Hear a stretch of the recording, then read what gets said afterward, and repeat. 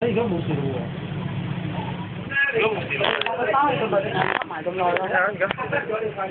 我抱住你睇下。因為跟係有啲仲有翻份。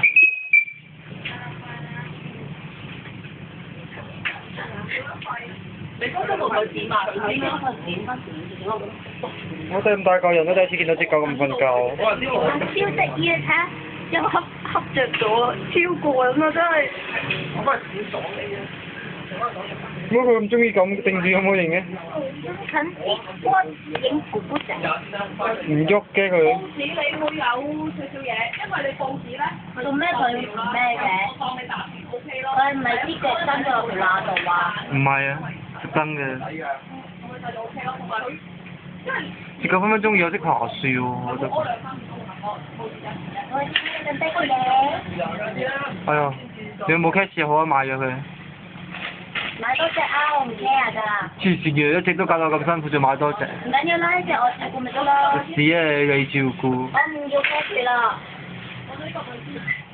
好難養啊！只可話。我驚養只可話。你就冇叫我入睇啊！多㗎。唔得意先叫佢睇啫，唔下次唔叫啊。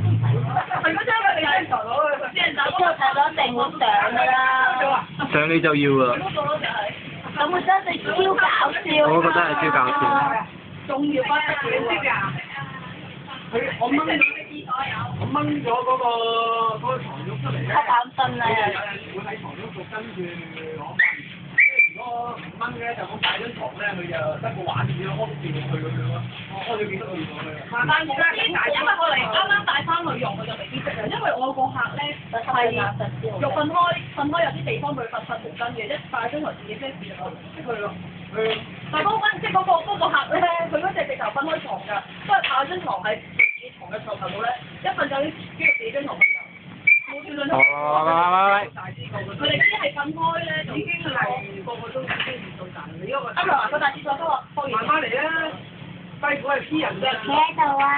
佢以為去廁所，不過就唔記得教咗佢去報紙啦。